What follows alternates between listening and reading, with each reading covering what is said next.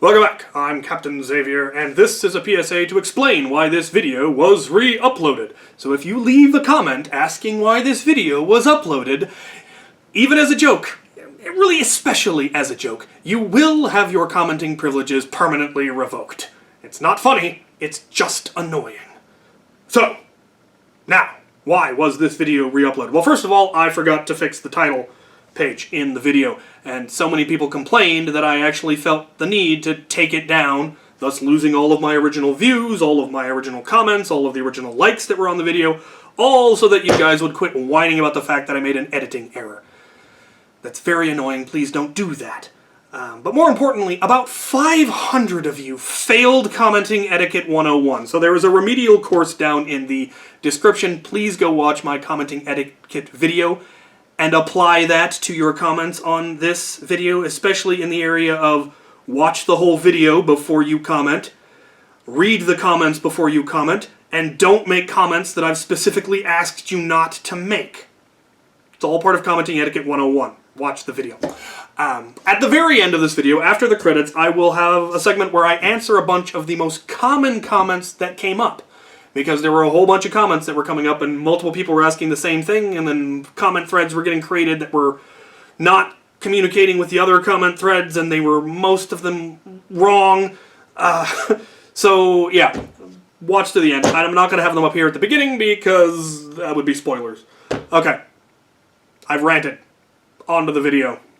The video of the review of this thing.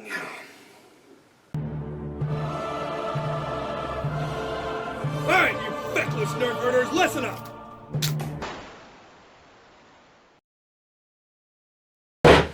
Welcome back to Critical Reviews. I'm Captain Xavier, and today I'm going to be critically reviewing this thing. This is the Nerf Elite 2.0 Phoenix. And first I'll be looking at it from a purely consumer perspective, from the general market, people who aren't going to mod it, who probably aren't too worried about repairing it, who just want to fling foam about. I will compare it to its predecessor in the form of functionality, aesthetics, ergonomics, that sort of thing. And then I will go into the more deeper review of what would it take to repair this, what would it take to mod this, and I will take a look at my personal opinions and theories on Hasbro's choices and all of that. And I will warn you, it's gonna get critical. So the predecessor to the Phoenix was, of course, the Elite Strife. They're both magazine-fed, semi-automatic flywheel blasters. They're, again, roughly the same size, though Elite 2.0 is, once again, larger, which is not something I consider a problem. I prefer a big, beefy blaster, though there are things that I really liked about the Strife and how svelte it was as far as being able to holster it and a lot of the other nice features that it had that this one seems to be lacking. But from a purely aesthetic standpoint, I really do like the aesthetics of this. It's big, it's blocky, it has, again, that Warhammer 40k feel about it, almost a bolt pistol, very chunky, but futuristic in its detailing. I do like the detailing that they have on it. Again, I would have much preferred a copper rather than this blue metallic, but that is purely an aesthetic choice. The way it's designed, it does paint very easily. There's very little paint on it. Unlike previous things like with the Strife, this lower section was painted gray, which meant you couldn't, it wasn't a separate piece, and you had to tape it off if you didn't want that painted and whatnot. Here, that is a separate piece. It easily removed, which means it's very easy to paint. That is a neat feature, but we'll get into that when we get to the modding. Performance-wise, it's pretty much exactly the same, if not slightly better. This is an older Strife I got at Goodwill, so it's led a rough life, but it was still hitting low 60s with regular batteries. This one was hitting low 70s. So either that might be a performance improvement, or it might just be that the Strife is a little worn out after 7 years. Ergonomically, I don't like this quite as much. Now, I had complaints with the Strife's grip having this section missing to have that sling mount, but they make a 3D printed part that clips in and then makes this one of the most comfortable blaster grips, in my opinion. This, it tapers slightly, it feels like, and so with it having the batteries in the front and being a little more barrel heavy, it kind of feels like it wants to slide out of your hand, or at least my hand, but I again have large hands. And I can notice the tapering, which I'm not a huge fan of. Now that would be very easy to fix just by either adding some material right here with, with foam and tape if you felt like it, or 3D printing a replacement for this black grip scale. Both of those would solve that problem right away. I don't know that you could really add much of a cap back here that would be strong enough given the nature of it. But it's not bad. That is a minor complaint on my part, and that's just me being picky about grips. The rev trigger is very smooth, but it doesn't hamper its functionality, I don't feel, though I would love to see one replaced with one that's got a little bit more grip to it. Where it absolutely is just horrific is this mag release is hot garbage. You have to push on the top and you have to push fairly hard to get it to release the magazine. And that is just awkward. I mean, it's hard for me to press it in, and I don't have the hands of a small child. Otherwise, you would have to push in here possibly with your thumb and then try to pull it down, but that doesn't work. It's an awkward location and it's a very poor design, and we will get into that, and one of my primary complaints is that mag release when we actually open it up. As far as features, like I said, it already has a stock and barrel, but this one actually has a lot more rail. It has 2 rails on the top, front and back. It has rail on the bottom, which the Strife did have, but then it actually does have rail on both sides.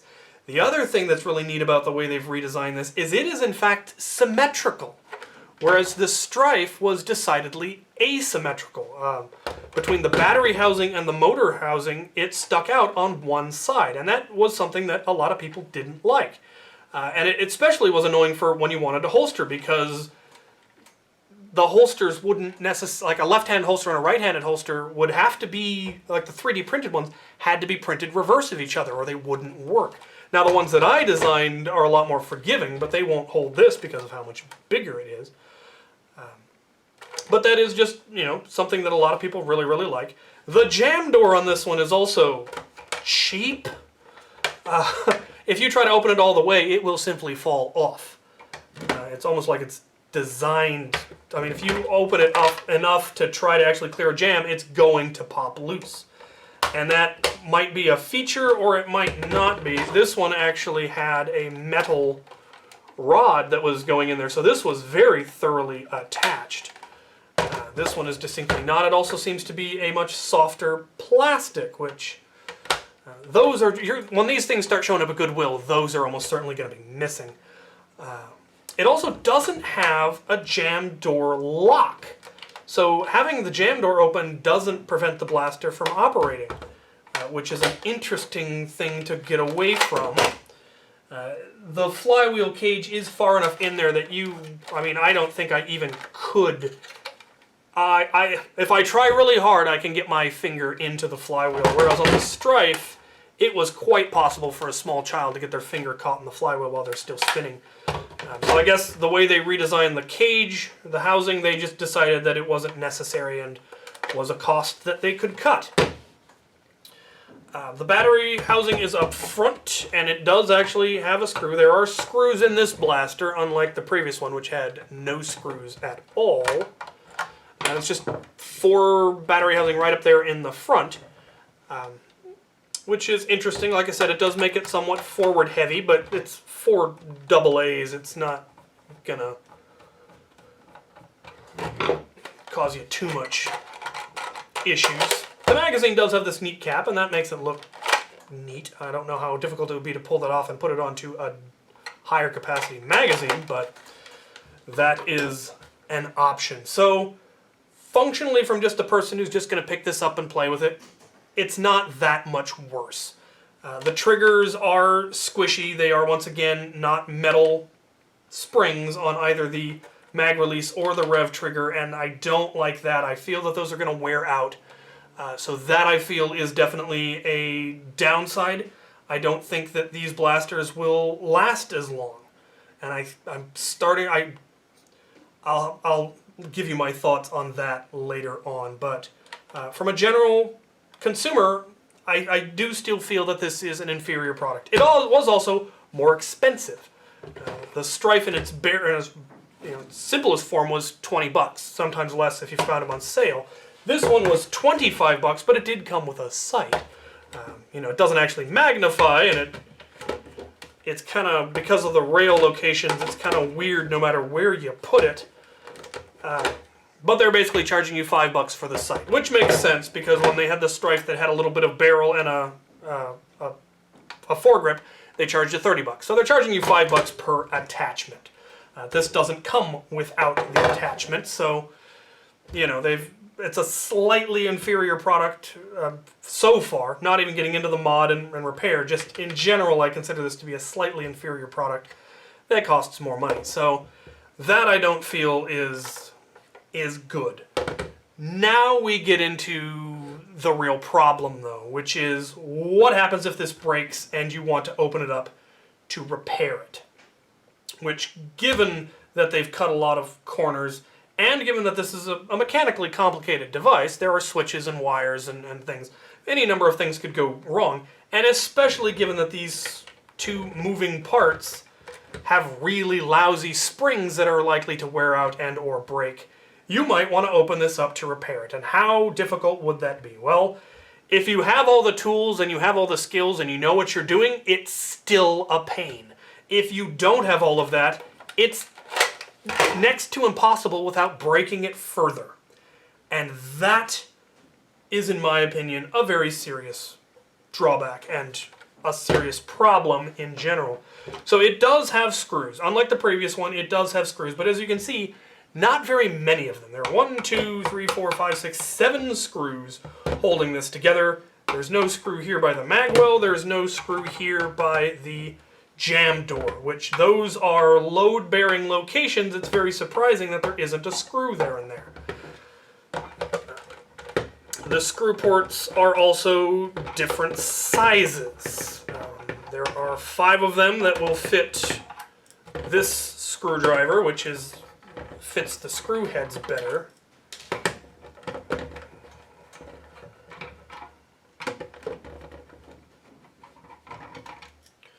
And then these two are slightly smaller and require a slightly smaller screwdriver that is thus slightly more likely to strip out your screw head as it's not locking in as well. Now, in addition to screws, that's right, there are clips. And I was able to get it started opening up by prying here at the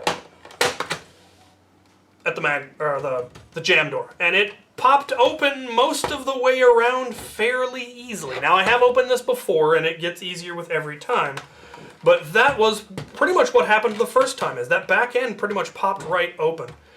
The front wasn't so easy because it's clipped to this orange section here and here on either side of those kind of teeth-looking things. And so you do have to go in with your trim removal tool or your spudger. Everyone keeps saying I need to say the word spudger. It is a goofy sounding word, but apparently these things for removing bezels are called spudgers. At least I think that's what they're called. I'm probably pronouncing it wrong and I'll get 10,000 comments about it. No, it's something else! But you will need to use some sort of a tool. Yes, you could use a butter knife or a flat-headed screwdriver. But I prefer not to use metal parts on the plastic because it causes more damage. Now, you're going to be able to get all the way around there. You only really need to pop that loose on one side. And then you're going to run into a problem when you get to right here on the magwell. Here is where the solvent welds are. And I discovered that the hard way and ended up, luckily, I have the right tools, which is these trim removal tools, and I was able to get my tool in here and get enough torque to actually pop, not the solvent welds, but the plastic. So what they have done is there are 2 posts. You remember, if you watched the previous one, let's see if I can get into frame. I cannot. There we go. Those two things there that look like screw posts were just posts that locked together like in the previous blasters, but in this case, they chose to solvent weld them together. And there is no good reason for them to have done that. The only purpose that served was to make it very difficult to open this blaster. They could have had a screw there, they could have had an extra heavy clip there, and it would have had the exact same structural purpose. By using solvent weld, they intentionally made this blaster difficult to open.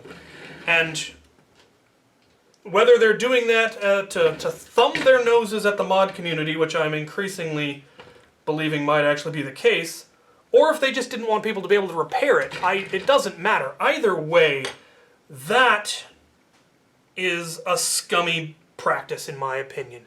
Because, like I said, there is no functional reason as far as structural integrity goes. There is no good reason to have glued those together. The only reason is to make it hard to open the blaster. It doesn't make it any stronger, it doesn't hold together any better, it was unnecessary. It just made it hard.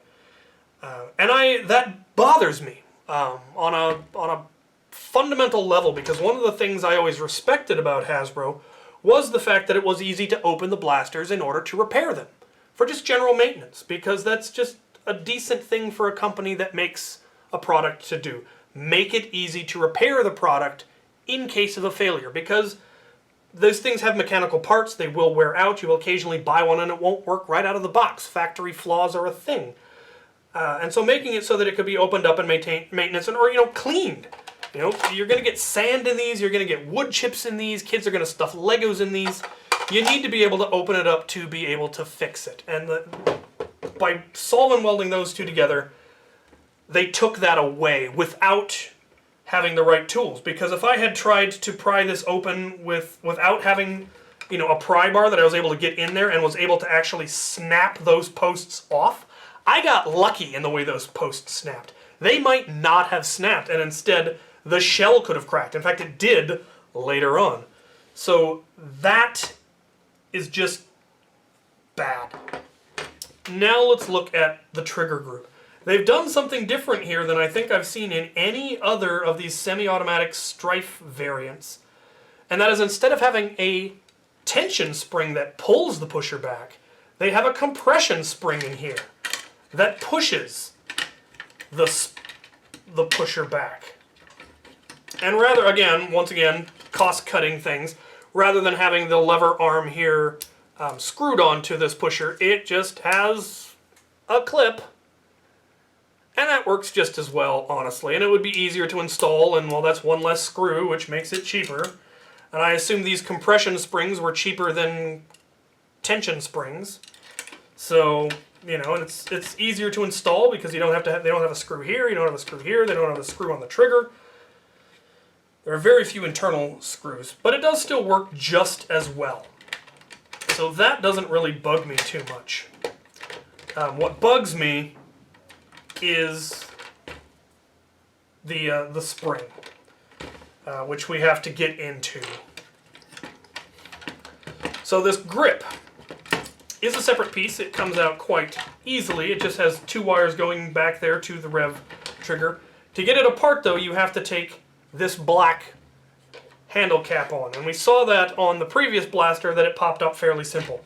This one was solvent welded, and unnecessarily so, because those clips hold it on perfectly well. There was no need for it to be solvent welded, except, again, to make it more difficult to get into and maintenance this blaster. But with the right tools, I was again able to pop the solvent welds without cracking any of the plastic. It was solvent welded on this clip, and then one big blob right in the middle. But just by carefully using the spudger to get in and around, get in under there, and then use the heavier tools, I was able to pop the solvent welds. And again, I was lucky because it could have just as easily cracked this thing and made this, broken all the clips, and it wouldn't go back on again. But I was patient and willing to work it through and figure out, was it just clipped on and I wasn't figuring out where the clips were, or was it solvent welded? And once I realized, okay, it is solvent welded, I used a little bit more force and I was able to pop it loose. I popped it loose from the side that doesn't have the screws, because there was a smaller clip here that wasn't solvent welded, and that was the one I was able to get under and then pop it off on this side and then pry it up on the other side. So once you have it off, it now comes off fairly easily, but isn't going to fall off on its own, I don't think. It's fairly solid. You then have this, which is clipped together. It does have one screw, but the rest is all clipped together. You just start from up here, pop the first clip, and then work your way around. And I do recommend working your way around. Don't get part way and then try to pry it open, because that is how you'll end up breaking off your clips. Once you have all the clips off and the screw all the way out, it'll come apart. And you see what is in here, and it should annoy you. It certainly annoyed me. That little tab thing is your rev trigger return switch. So this is your trigger lock that prevents you from pulling the main trigger if you have not already pulled the rev trigger, and I'm all for that as a feature. It keeps you from, pushing darts into the flywheels before they're spinning. But the return is pushing down on that. This forces it up and the wedge forces it forward. And that is just not a good design. That is going to wear out very, very quickly. This is a slightly rubbery plastic, which tends to not age well and become brittle. And I just feel that that is going to break. Now they have, like I said, there is no jam door lock and there was no magazine well lock. There was a mechanical mag well lock that reached all the way back through the trigger housing and prevented you from pulling the rev trigger if there wasn't a magazine in.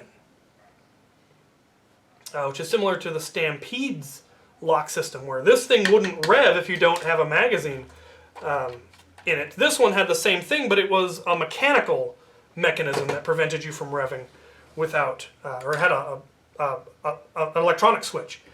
This one was all mechanical. And again, you've got another one of those plastic springs that I don't like, because it's going to wear out. And what would eventually happen if that wore out is that it wouldn't lock anymore, which would probably be a better thing. I just chose to remove it. It's just underneath all of that, and you just lift it out and get rid of it, because it's just something that's going to break. Here is the part that genuinely upsets me with how cheap they went. And that is in the magazine release. Can you see that? I'm going to need something behind it just for you to be able to see it.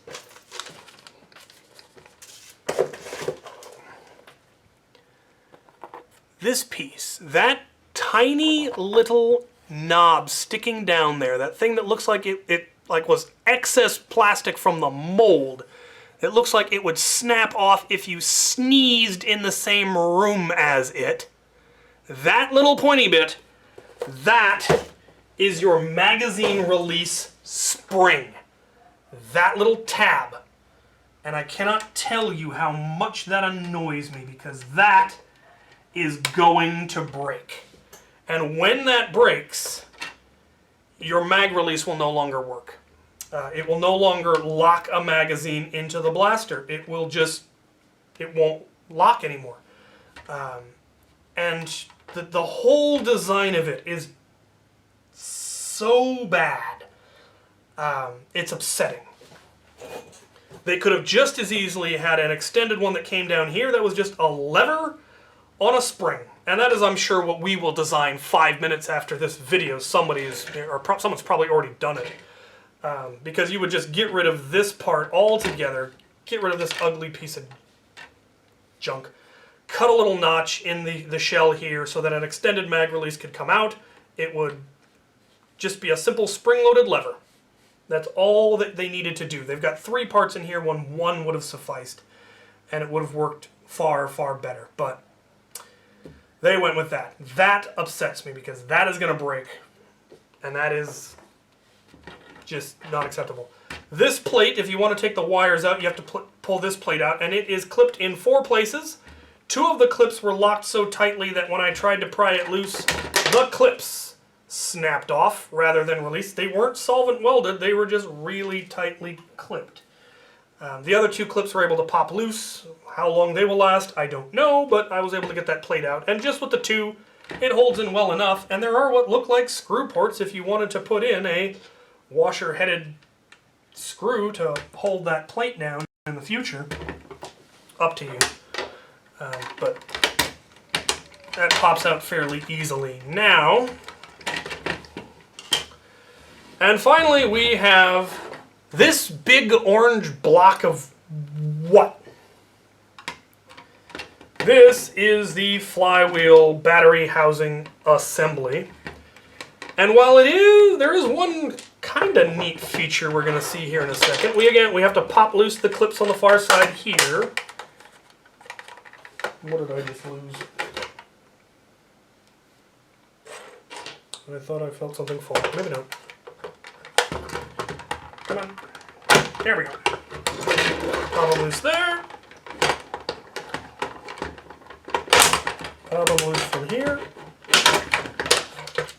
And now, the entire internals are one self-contained piece. The battery housing, the switch, the flywheels, that's it. That's all there is to it. The internals on a Strife are considerably more complicated, and there's a lot more wires. There's 2 lock switches. There's the thermistor. The thermistor is built into this housing. Getting into this housing is not easy, and we are going to need our spudgers. No, I need to take. There are 2 screws holding this together, which are probably all you really need.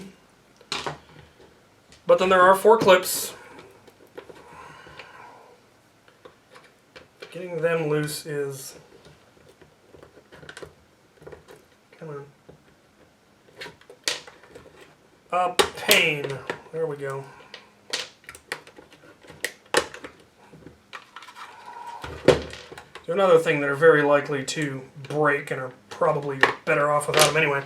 Now, we get into the next place where I want to meet the Hasbro engineer that came up with this and punch him in the throat. There is a post right in there under the barrel lock that you can see I have Dremeled clean through because it was solvent welded together. And again, there was no reason for it to be other than to make this difficult to get into. It was not structurally necessary. That is malicious intent, in my opinion. And now we get into the internals. And we see we've got the battery housing, which wires directly to the thermistor, which wires directly to the negative side of the, or one of the sides of the flywheel assembly, and then we've got our rev switch wires coming out.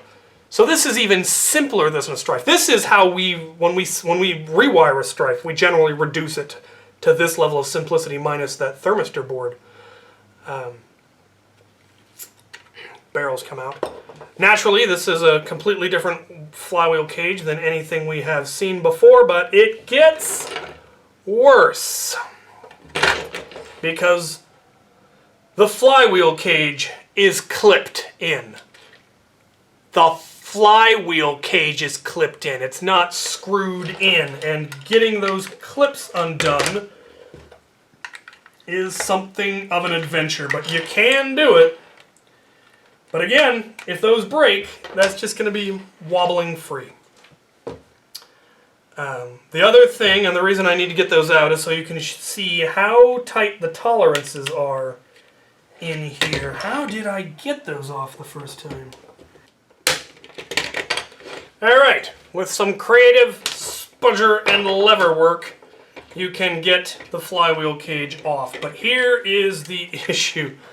If you look at the molding right there, that is how closely the back of this molds into the back of that. There is no room to put in full 360 or 130 motors. They just won't fit. Yeah, designing a cage for that is not going to be easy because it also then matches up with the cage thing on the other side. That is all just the great big mess. However, we are modders. This is what we do. I believe what we need to do is replace this whole thing, this entire assembly, with a new part. Thing is, that's a really complicated part, but we've designed more complicated parts. Or at least parts of it.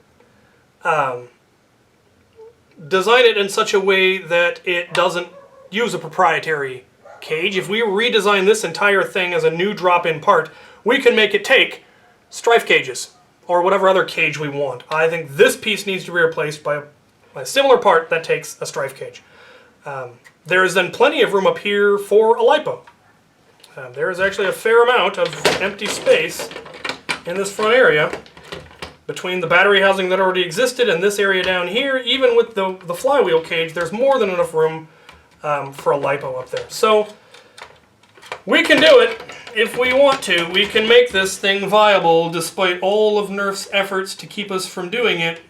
We can. The question will be, should we? And we'll get into that after I reassemble this thing. So it reassembles real easy, which is of course the whole point. Somebody somewhere would be assembling this. They would then pass this to the rest of the assembly line, which would be able to just put it in place and clip it all down. It all goes back together fairly easily. You clip it all together and you put the 7 screws back in and you're good to go. So my final thoughts, my first final thoughts are that I think I actually owe some of you an apology because I came in my video about brand bashing. I fear I may have made you feel that your anger and your frustration with Hasbro was not valid, that was not warranted, and that was not my intention. And now that I've actually seen this, I understand even more how angry and frustrated people have become. And I want to let you know that your anger is justified. It is valid. This is garbage. In my opinion, as far as our community, and as for the Nerf community in general. This is the poster child of planned obsolescence. Those springs and some of the parts in here are clearly designed to fail, in my opinion. They are expected to last very little time, and they have made it so that you can't open it up to repair them or replace them. They have made this a disposable item. It is supposed to break, and you are then supposed to buy the new one that comes out next year. Whereas this thing has lasted for 7 years and still works. And that is scummy business practice, in my opinion, and Hasbro deserves for it to be publicly known that they have produced an inferior product, I believe, intentionally, and are charging the same amount of money for it. And that is simply wrong. And so in the brand bashing video, I was not saying that you shouldn't be angry. I wasn't saying that you shouldn't be upset. I wasn't saying that the line wasn't garbage. I was saying point that anger somewhere useful. Either point it towards fixing this just to spite Hasbro, all their efforts to make it so we can't mod it. By God, we can mod it anyway. But the other option is point it at Hasbro. There are places you can go to complain, you can write in, you can call in. Let them know that you do not appreciate this planned obsolescent garbage, because that is what this is. And it bothers me. Those solvent welds bother me because there is no purpose except to make this blaster hard to repair. And you have then made the blaster prone to breaking. And putting those things together is so that you will throw it away, give it away, buy a new one. And that angers me when a company does that. Especially a company that is known for good quality. They have made good quality blasters for decades. And suddenly they come out with this out of, they started with the Alpha Strike line. What can we get away with? And there were a lot of things in that line that were garbage, but they were cheap. We knew they were garbage. We were willing to accept the fact that, yeah, the triggers are garbage, and yeah, you can't open it up easily, and yeah, they don't mod well, but they're cheap. This wasn't cheap. This cost as much as this if you discount the scope, and it is in every way inferior to it. And that is not okay, and we really do need to, one, write to Hasbro, call Hasbro, let them know that you are not happy with the choices that they have made for cost-cutting reasons. Clearly everything that they have done in here, all of the things that they have done, have been to save money. The fact that the tabs up here don't have a spring and don't have a separate part, well, that's more parts they don't have. Chinting on screws, not having as many screws, that is to make it cheaper. The clips make it cheaper. Not having springs here, that makes that cheaper. The way they've redone the wiring so that there's fewer locks and all that, while that's handy, that's to make it cheaper. But they didn't make the blaster any less expensive. So they've given us an inferior product for the same price, and that is unacceptable. So to go back to the brand bashing video, now I've vented. Now you know how I feel. I agree with you. This is trash. What can we do with it? Because these are going to show up at Goodwill. These are going to show up on Craigslist. These are going to show up at garage sales. And then you can buy them without giving Hasbro money for their garbage. What can we do with it? How can we fix it? Well, obviously the rev trigger, we can make replacement rev triggers. We make them for the Strife. Same thing with the magazine release. It would be simple to have an extended lever mag release here that's just a spring-loaded direct lever. You push it, it unlocks. It's got a spring, it works. That's not a problem. This is more of the problem, this front end. And like I said, I think 3D designing a whole new drop-in part that replaces that whole orange block and that takes Strife cages, if that is in any way possible, that is the way to go. Because once you've broken those solvent welds, this is actually not that hard to get open anymore. And you could actually take off all of the clips and make it even easier to open if you really wanted to. You'd probably need to come up with some way to put a screw here and here. That wouldn't be too difficult. The posts exist. They just don't actually go to the outside. You can see where that little indent there is probably a post. And so you could quite easily turn that into a screw post, and then that's one of those solvent welded posts you could turn into a screw post easily. And then this would actually only take, 7, 8, 1, 2, 3, 4, 5, 6, 7 screws. You wouldn't need to take that one out unless you're taking the grip apart. And you could get into these things. So that is also just those. Don't worry about them. When these things show up in Goodwill, this part's going to be missing because some kid will have popped it off and lost it and then jammed a Lego in there and Dad couldn't fix it because it's solvent welded together, so to Goodwill it went. I'm not bitter. I'm extremely bitter. I'm not even going to pretend to not be bitter. Yeah, we can fix it. It's not beyond our abilities in the mod community to make this viable. Don't buy it new. Wait until the people who bought it new get rid of it because they're garbage. And then let's fix these things. Because I like the shell. I do. It's big. It's beefy. It's 40K bolter pistol-esque. I like it. It's just trash. Alright. Now you know how I feel. That's what I have to say about this. Hopefully this was helpful to some of you as far as where you need to break what in order to get into it. If you were on the fence about whether or not to get it new, I wouldn't. On the other hand, I may have convinced you that, no, this is the one I need to get it, and I need to fix it. That would be perfectly acceptable too. Alright, I've ranted enough. I've probably ranted too much, but this thing annoyed me. Next, I get to do the turbine, which will probably annoy me even more. Let's get a discussion going in the comment section on what can be done. Again, I don't need to see 10,000 comments of Hasbro's dead, they're horrible, they're garbage. Yeah, I know that. I ranted about that in this video. I don't need it. I don't need 100 comments about that. What I need are comments about what you think could be done to fix it. How you think those screw posts could be fixed. If you have a better way of popping that solvent weld, it wouldn't be easy to boil it because of how deep they are. They're not along the edge. I'd like to see a replacement grip altogether. That would be another thing people could 3D print, as a replacement grip that's got, you know, the switch plate for an Omron switch built into it and a little better ergonomics and not clipped on. And let me know. Let me know what you guys think down in the comments. What you think, if there's a different sci-fi that you think this looks more like, let me know, because I'm always going back to 40K because everything there is big and bulky for like the Space Marines and whatnot. But maybe you think there's something this looks even more like.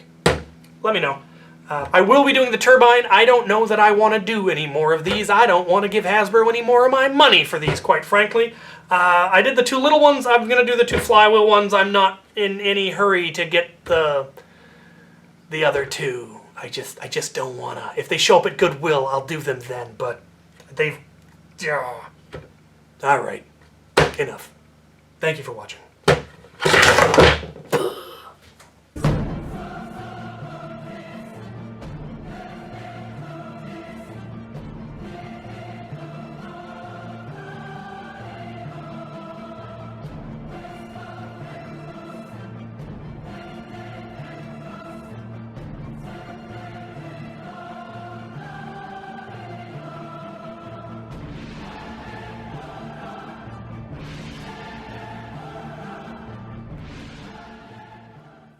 Right, so this is going to be sort of an impromptu Q&A where I'm going to address the most common comments that were coming up in the first release of this, so that we can avoid having them duplicated as much as possible. The first is all of the negative stuff. I woke up this morning to 500 some odd angry rants about Hasbro, despite the fact that I asked you not to post angry rants about Hasbro in the video, thus commenting etiquette 101. I read all of my comments, and so I'm probably the only person that is going to read most of those comments, and I don't like having to read through 500 angry rants. I already know that Hasbro's garbage. I know what they've done. I know it makes you angry. Having to read it just makes me angrier because I'm a very empathic person, and I feel your anger, your frustration, and then but multiplied by 500, that will ruin your morning. It put me right off my English muffin. Take those rants, take those exact words that you're planning to put in my comment section, and rather than putting it in my comment section, put it in an email to Hasbro. Everything that you're frustrated about, the cost cutting, the cheap choices, the planned obsolescence, the making it hard to repair, the fact that it's still full price, put all of that in an email and send it to Hasbro. They might actually listen. If enough people send it in. But don't put it in the comment section so that I have to read those things over and over and over and over again. I make it a point to read my comments so that I can reply to the good comments and get ideas and, have conversations with people. But when it's just 500 angry rants, that's exhausting. Which is why I asked not to have that. And I'm going to ask you again, don't do it. You put your anger to a better use, please. One comment... There are a couple of comments, a whole bunch of people brought this up, and it's a very good idea. Unfortunately, I don't think it will work, was could we get some kind of a class action lawsuit going against Hasbro for right to repair? And in the US, at least, no, because it's not a thing. It's a movement that is currently going on, that's ongoing, that started, I think like in 2012 or so, but no laws in the US have actually been passed that I could find.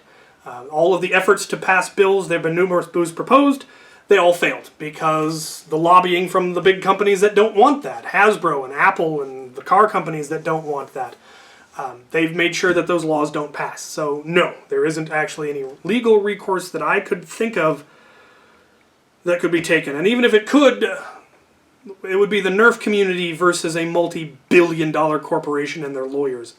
I don't think we would win, especially with the do not modify blaster on the side of it. Us arguing you've made it hard to modify the blaster, we're not going to do well in court. Even if we come at it from the standpoint you've made it hard to repair your blaster, they're probably going to come back with, well, just send it to us and we'll give you a replacement. Which would almost certainly win in court. So no, unfortunately I don't think that would work. There might be countries where that is a thing, where making your product hard to repair is actually illegal and is something that you could go after them for. I don't think it should be. It shouldn't need to be illegal. It should be illegal, but it shouldn't need to be. That's just scummy business practice, and you shouldn't do it. But that's not how corporations work, especially not ones in America. We're all about the greed here. Speaking of the billion-dollar corporation, the comments about how this is going to destroy Hasbro and it's the end of Nerf and all of that, no, it isn't. Nerf is a billion-dollar toy line and Hasbro is a multi-billion-dollar corporation. In addition to owning the toy rights to the rights to making toys for Nerf, they also have Super Soaker, Transformers, Power Rangers, Marvel, My Little Pony, Disney Princess, and Star Wars, just to name a few. As a company, they're gonna be fine. But at the same time, the only way we will ever get their attention is through money. And so yeah, I say in the video, don't buy this new. Don't buy it in the stores. Do not give Hasbro their money for 2.0. Because if that line completely tanks, they might actually rethink it. Especially if we have made it clear through those emails about why we're not buying it, if they've made very clear why it tanked. If they know that the reason it tanked was because it was inferior quality, they might bring the quality back. That is what will cause that to happen, not ranting in my comment section. Hasbro doesn't read my comment section. But they do read annual reports, and they probably read some customer service stuff. So that is how you can take that anger that is absolutely valid and justified and use it for good. That is what I'm asking for.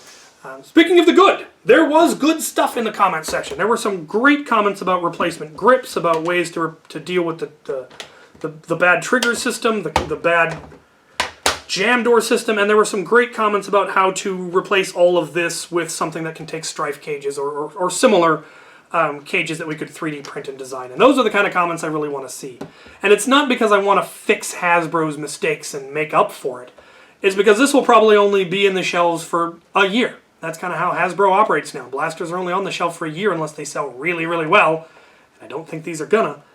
At which point, then when they start breaking from the planned obsolescence, they're going to end up in Goodwills and garage sales and Craigslist and all of that.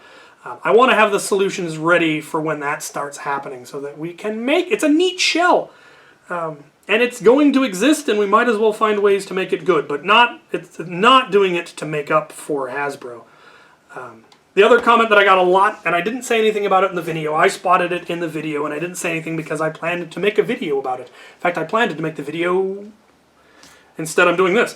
And that is that being a self-contained unit, the fact that it all comes out and it's got the battery housing and the wiring and all of that all in one big unit, yeah, absolutely perfect for afterburners. And I planned to make an afterburner for it. And in fact, while this video is uploading again, because it's going to take 2.5 hours to upload, I will be doing a video where I turn this into an afterburner, and that will probably come out tomorrow. And now you know! Spoiler alerts! Alright, so yeah, when I say I want positive comments, it's largely because I don't want to have to read hundreds and hundreds of negative comments. So the good comments, the useful comments, the positive comments, the helpful comments, those are the ones I like seeing. The ideas. I love getting suggestions. Some of the best stuff on my wall was suggestions and comments, and some of my top videos, I think my second top video is still the Tactical Jolt. That was an idea from a comment. The Tactical Jolt 2. Somebody sent me the blaster and said you should do a Tactical Jolt 2. Those are the kinds of comments I like. Those make my day better and remind me why I do this. Angry, bitter rants about Hasbro. I don't need any more of those. There's enough of them out there. So yeah, there it is. There's my covering of the comments. I look forward to seeing what comments we get on this video, the re-upload. Hopefully there aren't too many annoying ones. There will be. There will be people who ask, why did you re-upload?